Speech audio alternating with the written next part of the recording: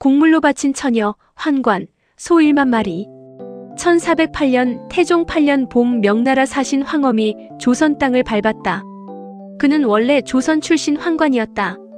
고향 땅에 돌아온 그가 가져온 것은 황제의 직서와 함께 충격적인 구두 명령이었다. 내가 조선국에 가서 국왕에게 말하여 잘생긴 여자가 있으면 몇 명을 간택해 데리고 오라. 태종은 무릎을 꿇고 고두하며 머리를 조아리며 대답했다. 어찌 감히 마음을 다해 명령을 받들지 않겠습니까? 이 한마디로 조선 전국이 뒤집혔다.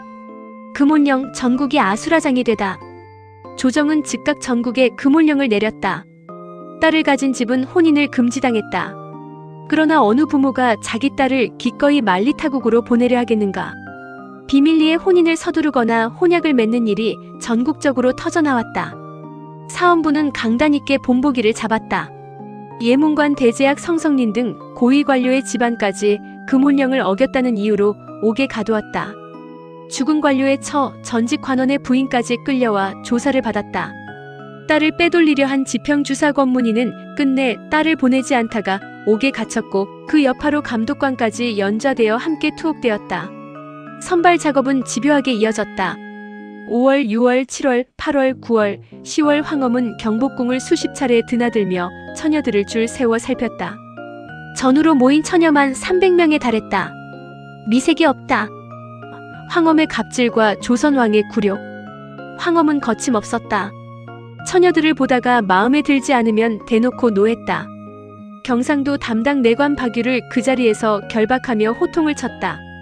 경상도가 나라의 반이나 되는데 어째서 미색이 없느냐? 내가 사사로운 뜻을 품고 못생긴 여자들만 골라 올린 것 아니냐? 그 곤장을 치려다 그만두고 정승들 앞에서 면박을 준 뒤 유유히 숙소로 돌아갔다. 어떤 날은 처녀들이 갑자기 이상 증세를 보이기도 했다.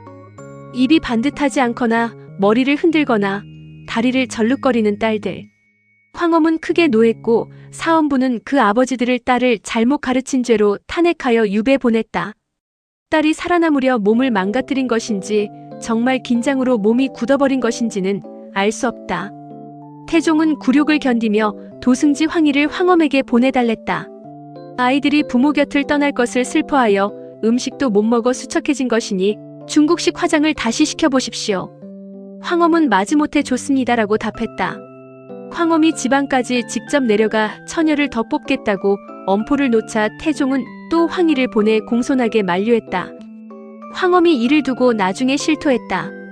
우리가 진짜 지방에 가려 한 게 아니라 조선 왕의 성의를 떠보려 한 것이었다. 처녀 5명, 눈물로 떠나다.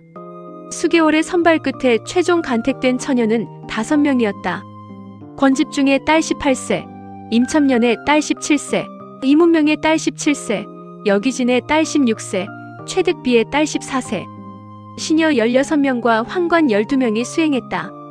태종은 처녀들을 보내면서도 처녀를 진언한다는 말을 차마 쓰지 못하고 종이를 바친다는 명목으로 문서를 꾸몄다. 그나마 남아있는 자존심이었다. 11월 12일 이른 아침 5처녀는 중궁에 나와 원경왕후에게 하직 인사를 올렸다. 왕후는 후하게 위로했다. 모하루에서 황엄 일행이 출발할 때 그 부모 친척의 울음소리가 길을 뒤덮었다. 이를 지켜본 학자 권근은 시를 남겼다. 부모를 하직하니 말이 끝나기 어렵고 눈물을 참잔히 씻으면 도로 떨어진다. 누이를 팔아 좌의정에 한학의 기막힌 출세. 의듬의 황엄은 다시 왔다. 지난번 여자들이 너무 살찌거나 마르거나 작아서 좋지 못했다.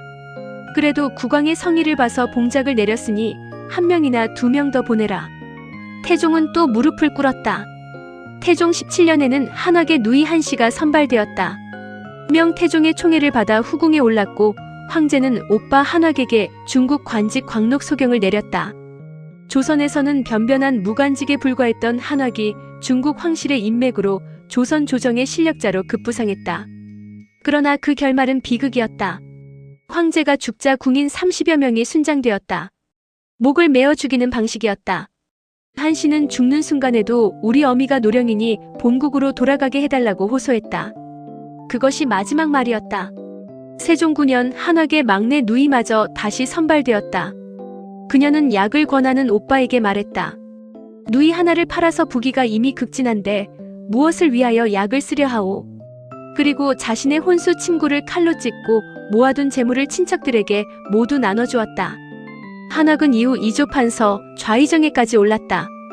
그의 딸은 인수대비가 되었고 외손자는 성종이 되었다. 조선 왕실의 핏줄 속에 공녀의 비극이 스며들었다. 덤으로 환관 수십 명, 소 1만 마리. 천여만이 아니었다. 태종 3, 4년에 걸쳐 조선은 환관 수십 명도 명나라에 바쳤다. 서교에서 전송할 때 환관들은 모두 눈물을 흘리며 울었다고 기록은 전한다. 소도 바쳤다. 1000마리씩 10번에 나눠 총 1만 마리를 요동으로 보냈다. 매달 1000마리의 소떼가 국경을 넘어갔다. 그 대가로 명나라가 내린 것은 비단 160필이었다. 황제의 직서에는 왕의 충성이 진실로 가상하다는 말이 적혀 있었다. 중국. 거대한 영토로 늘 위협적인 그들은 고조선부터 오늘에 이르기까지 우리가 기댈 이웃인가? 아니면 우리의 적인가? 한 번도 동등 외교를 해본 적이 없는 우리는 역사 속의 중국을 어떻게 바라보아야 할 것인가?